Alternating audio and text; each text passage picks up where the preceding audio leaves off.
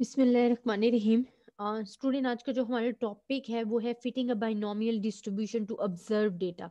अब हमारे पास mostly exams में अगर आपके पास क्वेश्चन आते हैं या तो वो बाइनोमियल डिस्ट्रीब्यूशन के आ रहे होते हैं या आपके पास fitting a binomial distribution to observe data आता है। अब इसमें हमने मेन चीज़ क्या होती है स्टूडेंट, अगर आप बेसिकली आप मैं थ्योरी इसकी पढ़ाती हूँ थोड़ी सी आपको, फिर मैं आपको बताऊंगी कि सेम मेथड है, सिर्फ और सिर्फ आपको प्रोबेबिलिटी ऑफ सक्सेस खुद फाइंड करनी होती है। हम कहते हैं fitting a binomial distribution to a given frequency distribution consistent. अब 2 पॉइंट्स आपने माइंड रखने हैं। हम कहते हैं estimating the values of P and the two parameters that completely determine a binomial distribution. आपके पास अगर बिकॉज बाइनोमियल डिस्ट्रीब्यूशन है and binomial distribution have the two parameters हैं। हाइपर ज्योमेट्रिक डिस्ट्रीब्यूशन पे जाते हैं तो they have the three parameters हैं। Python distribution पे जाते हैं तो इट्स ओनली वन पैरामीटर। इसमें हमें क्या बताते हैं कि हमने एस्टिमेट करनी है first of all values N N P की, probability of success and number size. Two parameters हैं, अगर आपको टू पैरामीटर्स मालूम है तो आप कंप्लीटली डिटरमाइन बाइनोमियल डिस्ट्रीब्यूशन कर सकते हो। देन सेकंड वो बताते हैं कि calculating the probabilities as well as the expected frequencies of 0 to n। जो आपको कैलकुलेटिंग आपने प्रोबेबिलिटीज करनी है, आपको जो एक्सपेक्टेड फ्रीक्वेंसीज गिवन होंगी इन द क्वेश्चन। अब स्टूडेंट, हम कैसे एस्टिमेट करते हैं, क्योंकि हमें मेजॉरिटी फिटिंग बाइनोमियल डिस्ट्रीब्यूशन में आपको मेजॉरिटी क्या कि आपको प्रोबेबिलिटी ऑफ सक्सेस गिवन नहीं होती है। जब हम कह रहे हैं कि हमने फिट करनी है बाइनोमियल डिस्ट्रीब्यूशन ऑब्जर्व डेटा में, तो आपने फर्स्ट ऑफ ऑल फाइंड करना है एन एन पी। एन तो आपको पता चल जाता है तो कि टोटल नंबर ऑफ ऑब्जर्वेशन कैसे हैं, एज लाइक दिस एग्जांपल है, एग्जांपल 8.10 है, जिसमें आपको बाइनोमियल डिस्ट्रीब्यूशन गिवन दी हुई है और कह रहे हैं कि obtain by tossing a biased coin 5 times.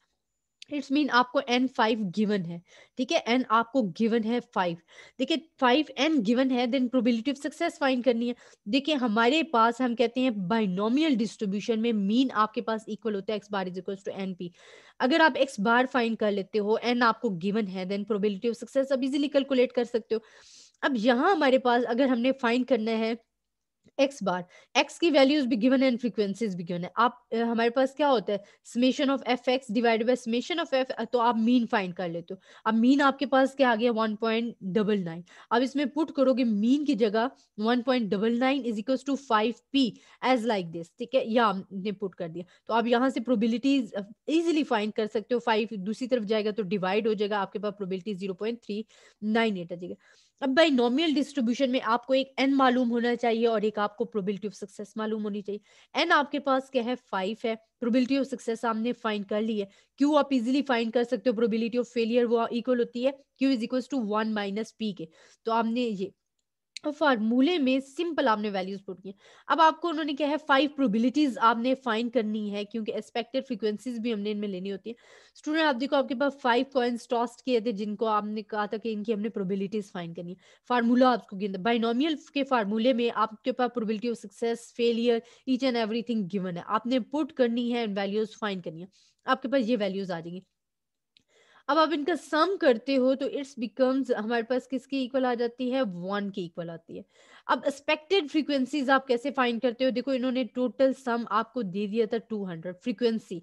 आप फ्रीक्वेंसी को प्रोबेबिलिटीज जो आपको गिवन होंगी, जो आपने फाइंड की होंगी, उससे मल्टीप्लाई करोगे तो आपके पास एक्सपेक्टेड फ्रीक्वेंसी आ जाएगी। देखिए, ये फ्रीक्वेंसीज आपको गिवन है, वहाँ आपके पास जो वैल्यूज़ गिवन थी, जो आपको वैल्यूज़ उन्होंने ऑलरेडी दी हुई थी डेटा में, उधर आपके पास फ्रीक्वेंसीज़ टोटल क्या थी, 200। आप इस वैल्यूज़ को 200 से मल्टीप्लाई करते हो, आपके पास आंसर। इसको आप 200 के साथ मल्टीप्लाई करो, 52.5। इसको आप 200 से मल्टीप्लाई करो, आपके पास वैल्यूज़ आ जाएँगी। आपने ये केस एंड तक करना है, आप उसका सम करोगे, इट्स इक्वल्स टू 200 होगा। इट्स मीन आपका आंसर में कोई मिस्टेक नहीं है।